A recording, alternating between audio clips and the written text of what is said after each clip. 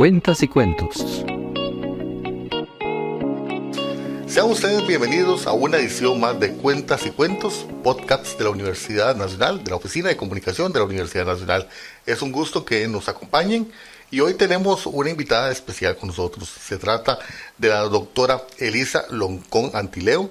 Ella es descendiente oriunda del pueblo mapuche de Chile, quien nos visita en el país precisamente en el marco de la declaratoria de las universidades públicas por los pueblos originarios este año 2024, y también fue la invitada especial a lo que fue la apertura del segundo ciclo lectivo con la ponencia Otras Ontologías y Pluridiversidad. La doctora Loncón es especialista en lingüística de la Pontificia Universidad Católica de Chile, como les digo, representante del pueblo mapuche. También les comento que ella nació un 23 de enero de 1963, posee un magíster en lingüística de la Universidad Metropolitana de Iztapalapa, México, tiene un PhD en humanidades de la Universidad de Leiden de Holanda y un doctorado en literatura por la Pontificia Universidad Católica de Chile. También les comento que ella es profesora del Departamento de Educación de la Universidad de Santiago de Chile y profesora adjunta de la Facultad de Letras e investigadora del Centro de Estudios Indígenas e Interculturales CIR de la Pontificia Universidad Católica de Chile. Comentarles también que en 2021 la revista Time la consideró entre las 100 personas más influyentes de 2021. Pero dejemos un poco el perfil, su ficha, su currículum, y que sea precisamente doña Elisa quien nos comente sobre su visita a Costa Rica. Doña Elisa, bienvenida a Cuentas y Cuentos. Muchas gracias, buenas tardes. Buenas tardes. Doña Elisa, si nos puede usted por favor contextualizar cómo se originó, cómo nace, cómo es toda esta historia que envuelve al pueblo mapuche, que según tengo entendido, y usted me corrige por favor, su traducción es mapuche, tierra de gente, tierra de la gente. Sí, bueno, muchas gracias por la pregunta. Mapuche significa gente de la tierra. Mapu es tierra y che es gente. Pero nosotros tenemos una forma de construir, es una palabra compuesta. Y nuestra lengua se llama Mapudungun, que es el habla de la tierra. Y el pueblo mapuche es conocido en la historia de los pueblos indígenas del sur porque tiene un antecedente que es único en la historia con la lucha contra la colonia española. El pueblo mapuche tuvo 3 siglos de lucha constante con España y nunca fue destruida su autonomía, nunca fue destruida su organización tradicional. Los españoles no entraron al territorio mapuche. Después, cuando en 1810 se instauró la independencia de Chile, Chile empezó un proceso de expandirse, de expansión, y en 1870 inició la Guerra del Pacífico, en 1879, la Guerra del Pacífico con Bolivia y Perú. Y conquistó territorio hacia el norte, el estado de Chile, y ese ejército que se declaró triunfante del ejército chileno fue el que finalmente, después de la Guerra del Pacífico, llegaron a los territorios mapuche para el uso de nuestras tierras para lo que era la política del Estado. Y eso marcó también el precedente de que el Estado chileno se instauró en tierra mapuche sin el consentimiento mapuche, y la lucha permanente de nosotros ha sido en defensa de la tierra. La tierra la necesitamos y la defendemos no solo porque es un espacio para vivir. La tierra es integrante de nuestra propia identidad. Nosotros, por ejemplo, yo soy Antileo por la madre, Antileufu es río soleado. Eso significa que ese río que estaba en mi zona está conectado también a mi identidad. Entonces, la tierra pasa a ser la madre que te entrega fuerza espiritual, te entrega vida, te entrega futuro, y la lucha permanente del pueblo mapuche es en la defensa de sus tierras. Otro elemento importante del pueblo mapuche es que dentro de esta historia tuvo un líder estratégico que fue Lefcharu, reconocido en la historia como Lautaro, y tiene una obra épica escrita por el colonizador Alonso de Ercilla y Zúñiga, que fue un poeta que trajeron los españoles. Escribió una obra épica sobre la lucha de los mapuches. Es el primer pueblo que tiene una obra épica. Y en esa obra épica resalta el valor y nos puso a nosotros como un pueblo guerrero. Yo discuto hoy día con esa definición porque nosotros no teníamos el dios de la guerra, nunca le hicimos el culto a la guerra, pero ellos nos pusieron ese calificativo por la forma de cómo el pueblo mapuche resistió a esa ocupación. Y ese toque importante, ese líder importante, Lefcharu, fue un líder estratégico que fue tomado prisionero por el soldado español Pedro de Valdivia, que comandaba el ejército de España y aprendió el manejo del caballo. Cuando niño, prisionero, aprendió el manejo del caballo y cuando ya adulto se escapó. Y ya conociendo todo cómo se usaba el caballo. Y con esa estrategia de conocer el caballo, organizó a su pueblo, domaron caballo y lucharon contra los españoles. Y finalmente él hizo justicia, o sea, él termina acabando con Pedro de Valdivia. Entonces hoy día que estamos en el siglo XXI, yo les digo a los estudiantes, a la gente mapuche, que hay que ser estratégico como Lefcharu. ¿Qué significa eso? Aprender del otro. Y usar esas herramientas para nuestra autonomía, para nuestra lucha. Y no soy la única. Hoy día tenemos, por ejemplo, un poeta importante que es el Licura Chihuailaf, y él dice que la escritura, porque él escribe poemas, es parte de otra estrategia similar a la que usó Lefcharu. Entonces somos un pueblo que ha resistido sobre estrategias. Y coméntenos, doctora Loncón, ¿en qué parte de Chile se encuentra el territorio mapuche? ¿Cuál región? Porque son dos Chiles componen regiones. Sí, son regiones. En la época de la dictadura se pusieron números a las regiones y nosotros estamos en la región 9, 10 y 11, de lo que queda como territorio ancestral.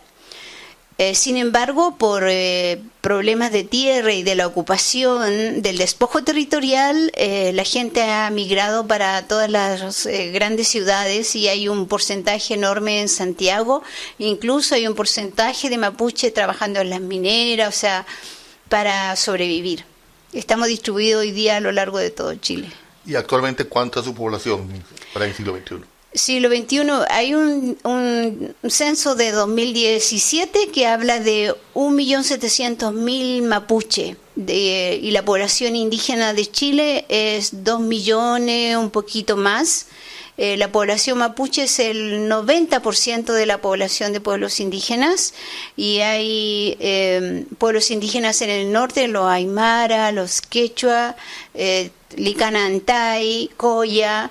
Tenemos a Rapanui en Isla de Pascua y al extremo sur tenemos a los Yagán, Selknam y Cahuáscar y también hay Chango. Y hoy día también en solidaridad a las luchas se considera la existencia de los afrodescendientes. Perfecto. Ahora bien, doctor, entrando en materia de lo que fue su ponencia en el marco del segundo ciclo lectivo 2024, ¿nos puede explicar, por favor, qué entendemos por este pluralismo epistémico y esta descolonización? Sí, es un tema muy de nuestra época, porque es una época donde los indígenas hemos llegado a la academia y donde también hemos llegado a tener los grados que se requieren para estar en la academia. Y nosotros a fines del siglo pasado fuimos luchadores. Estoy hablando de 1990, participábamos en la lucha contra los 500 años y en ese entonces nosotros no teníamos la formación que tenemos ahora. Y cuando hablamos del pluralismo epistémico y la descolonización es que hoy tenemos los créditos para sentarnos junto al científico, al cientista social, para decir, mira, sí, puedo hablar de la lingüística, podemos hablar de la recuperación de los idiomas, pero los idiomas son parte de nuestra constitución y de nuestros derechos como pueblo. Entonces, si estamos en la universidad, lo que necesitamos es que, además de que se enseñe el español, y el inglés, por supuesto, que también se enseñen las lenguas indígenas, porque los pueblos indígenas queremos seguir existiendo.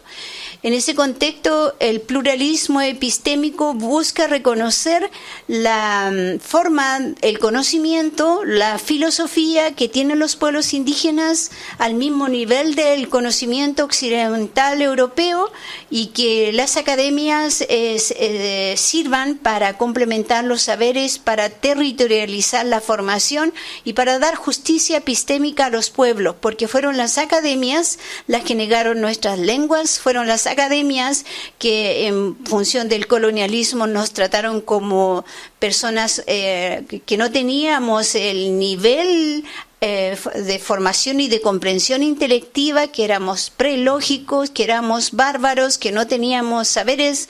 Entonces, y eso es una falacia, porque todos los pueblos tenemos lenguas, tenemos culturas, tenemos saberes, tenemos filosofía. Entonces, hoy lo podemos decir con mucha propiedad porque conocemos los límites de la investigación, los límites de la ciencia, los límites de la academia, y estamos para contribuir en la academia, contribuir en el conocimiento, y esa contribución tiene que ser en el pluralismo epistémico, reconociendo que hay otros saberes, que no existe solamente el saber de Europa, que no existe solo el saber de New York, sino que existen los saberes a lo largo y ancho de todo el continente y sobre todo de las naciones originarias. Precisamente, usted ayer nos introducía con esto que usted nos acaba de explicar, y en efecto, usted nos menciona que el conocimiento occidental ha impactado la sabiduría de los pueblos originarios. ¿Lo ven ustedes como un irrespeto o una nueva colonización? ¿Cómo lo podemos enmarcar? Sí, el conocimiento ha impactado seriamente, no solamente contra los pueblos originarios, contra toda la población que no nos beneficiamos con los sistemas neoliberales. Quiero decir, por ejemplo, en los años 80 en Chile se instaló las carreras de ingeniería forestal, y las ingenierías forestales fueron las que impulsaron todo lo que es la inserción del pino y el eucalipto, que son plantaciones exóticas que no son de allá, y que se hicieron a nombre de que ello iba a detener la erosión. Sin embargo, lo que no se explicó fue que el pino y el eucalipto iba a arrasar con las aguas. Hoy día en Chile tenemos una sequía impresionante que está afectando no solo a los indígenas, a todos los marginales sin agua. Y sin agua tú no tienes vida. Entonces, la academia sirvió y ha servido, está al servicio de los que controlan el poder político económico, lamentablemente, y el conocimiento debe ser para todos. La ciencia debe seguir pensándose en beneficio de la humanidad. Entonces, en ese contexto es que la academia hoy día, que abre las puertas al conocimiento indígena, que nos respalda. Yo he sido muy respaldada por los directivos de mi universidad, por la posición política que he representado, me han defendido, han estado conmigo. Ellos también saben los límites que tienen, y es por eso que también para las academias, por ejemplo, nosotros tenemos una ley de universidad estatal. Dentro de esa ley de universidades estatales hay un punto especial específico que dice que las academias tienen que incorporar la interculturalidad dentro de la misión universitaria. Y eso es para hacer justicia con los pueblos indígenas, una justicia por sus tierras, por sus derechos, pero también es una justicia epistémica frente a los conocimientos, porque nuestros conocimientos están debilitados, porque nuestras lenguas se están perdiendo, porque hay mucha desinformación respecto a nosotros. Entonces la academia es un centro de cultivo del conocimiento y tiene que recoger esos conocimientos, enseñarlos para la convivencia, para todo lo que es pensar una sociedad en conjunto con todo lo que somos parte de esos territorios. En un segundo conversatorio que tuvimos sobre los pueblos originarios, uno de los expositores mencionaba que, por ejemplo, en el caso de Costa Rica, no tenemos en nuestras universidades públicas cursos, por ejemplo, de derecho para pueblos indígenas, como dice usted, de enseñanza del lenguaje. Esto es pues poco, ¿verdad?, complicado. Es generalizado en todas las academias de Latinoamérica. Son pocas las universidades que en los últimos tiempos están incorporando la enseñanza de las lenguas, y el derecho todavía está conquistado por el derecho romano y no incorpora los derechos indígenas. Cuando la Agenda Internacional de los Derechos incorpora los derechos indígenas, todos los estados han firmado en favor de esa Agenda Internacional de Derechos. En lo político lo han hecho, pero después en la implementación todavía es necesario que se impartan esas carreras y las carreras de derecho incorporen los derechos indígenas, porque cuando lo que ocurre es que si tú no educas a la gente piensa que eso es no logra comprender, y allá lo han asumido como que es un privilegio. Un derecho nunca es un privilegio, un derecho responde a tu condición humana. Y en esa condición humana los indígenas tenemos derecho a nuestra lengua, a nuestras tierras, a nuestra autonomía, porque eso nos ha hecho pueblo toda la vida. Y cómo también enmarcamos el papel que juega la madre tierra, también, que es algo muy rico de estas culturas, la defensa por todos estos recursos naturales que nos da madre tierra. Claro, las comunidades indígenas en todas partes del continente han sabido mantener la riqueza que entrega la madre tierra, han sabido respetarla, reconocerla. Hay actividades de ofrendas a la tierra, de agradecimiento a la tierra en todos los pueblos indígenas, porque desde la ontología indígena, pensando desde qué consideran los pueblos indígenas como los seres, hay una definición radicalmente distinta al pensamiento europeo occidental, porque se reconocen como seres no solo los humanos, hombres y mujeres, se reconocen como seres existentes los mares, los cerros, las aguas, pero más allá de eso se reconocen como seres la espiritualidad. Un río no es solo el agua que corre, un río es el agua que está lleno de vida y de minerales, pero ese río también tiene espíritu, y ese espíritu del río también interactúa con los pueblos indígenas, y por eso los indígenas respetan el río y no van a desviar el curso de las aguas, porque saben que es un espacio de ese espíritu y de esa agua, y si van en contra de ese espíritu va a actuar en contra también de nosotros, porque la relación, la clave del vínculo con la naturaleza, la madre tierra, es el equilibrio y la reciprocidad. Entonces, cuando los pueblos cantan, cuando usan su lengua, cuando hacen su ceremonia, están siempre transmitiendo este saber por esa vía.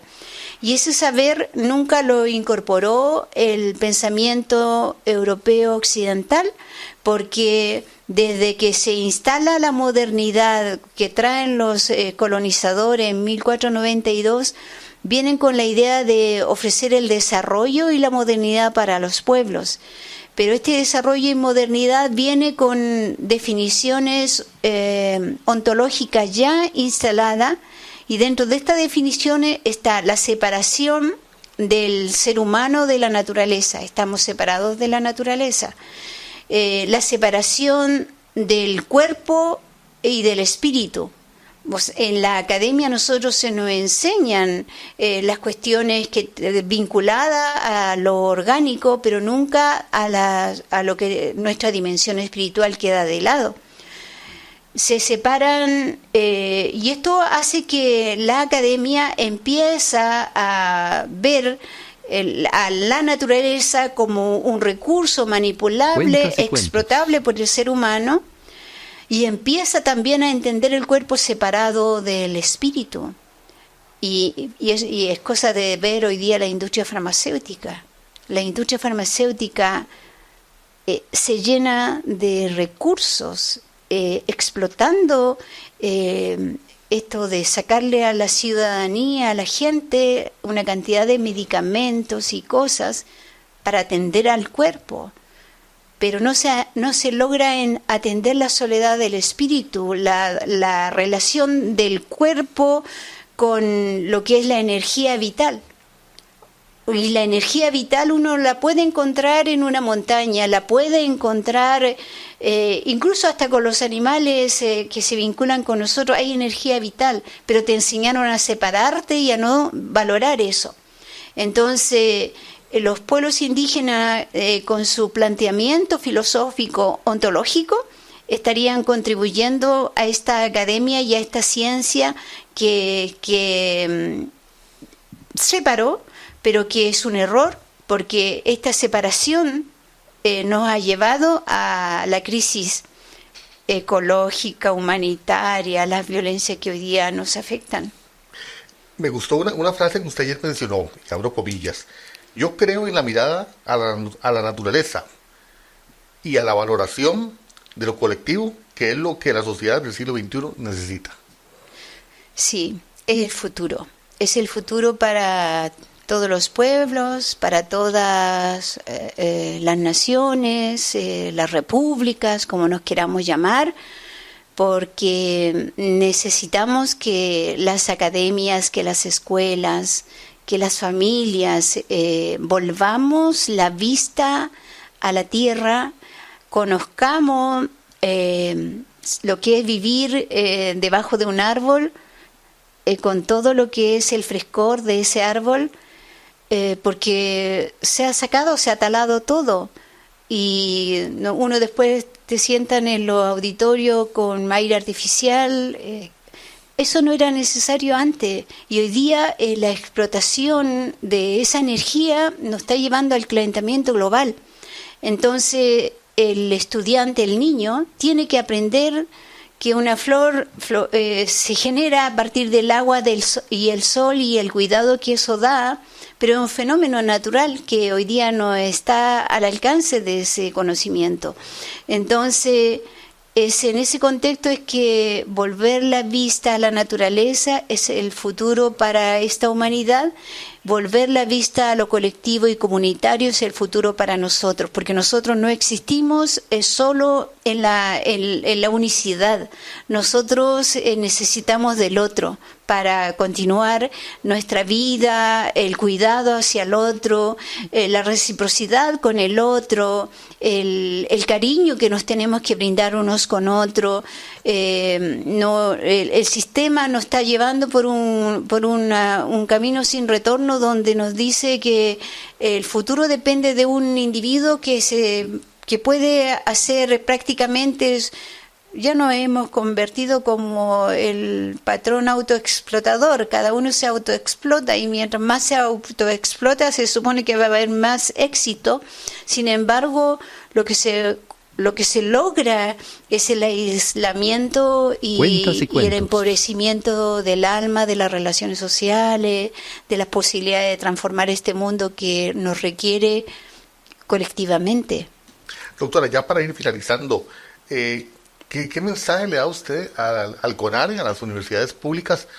¿Por dónde debe ir el camino hacia la inclusión o acercamiento de más temas de las etnias indígenas, en este caso obviamente las etnias costarricenses? ¿Cuál debe ser ese camino? ¿Por dónde debe empezar la universidad pública? Sí, la universidad pública es una entidad del Estado. Los estados han sido se construyeron desde el racismo, son estructuras racistas que no tienen espacio para que se pueda sentar ahí un indígena a planificar la política, a planificar la economía. Y lo mismo pasa al interior de la universidad, es que un indígena se pueda sentar y pueda ser, qué sé yo, una rectora. El ejercicio de la gestión siempre está, porque tenemos pocos recursos humanos capacitados, etcétera. Sin embargo, cuando se analiza el racismo, la posibilidad de cambiar la estructura racista pasa por crear espacios para los pueblos al interior de las instituciones. Y en ese contexto creo que lo que ha avanzado la universidad en crear espacio al interior de la universidad con programas, con presencia de los estudiantes indígenas, es una manera de cómo luchar contra el racismo. Es la manera de cómo compartir este centro académico con otros saberes provenientes de las culturas de los estudiantes, y en el futuro pueden tener los cuadros académicos indígenas, conocedores tanto de la academia como de la comunidad, y eso va a generar empoderamiento y va a ir sanando esta historia racial de supresión, de menoscabo del otro por ser indígena, por ser distinto. Entonces creo que la posibilidad de diálogo está en nuestra comprensión profundamente humana de la sociedad. Cuando digo profundamente humana, me estoy refiriendo a reconocer el otro como otro igual, como el otro como mi hermano, que necesita también lo mismo que yo necesito. Y bueno, podemos tener una universidad territorializada, contextualizada lingüísticamente, contextualizada en la cultura, con profesionales, psicólogos que entiendan la psicología de los pueblos indígenas. Por ejemplo, en Chile hemos tenido la triste historia de que llegó un momento en que las enfermedades mentales eran entendidas, de los indígenas eran entendidas y resueltas en el psiquiátrico, cuando en realidad los pueblos indígenas eso se podía sanar con una ceremonia. Y las enfermedades mentales tenían justamente esta base de que había una separación del cuerpo, del espíritu del cuerpo. Entonces, ¿qué hacían con la ceremonia? Acercaban el espíritu nuevamente al cuerpo.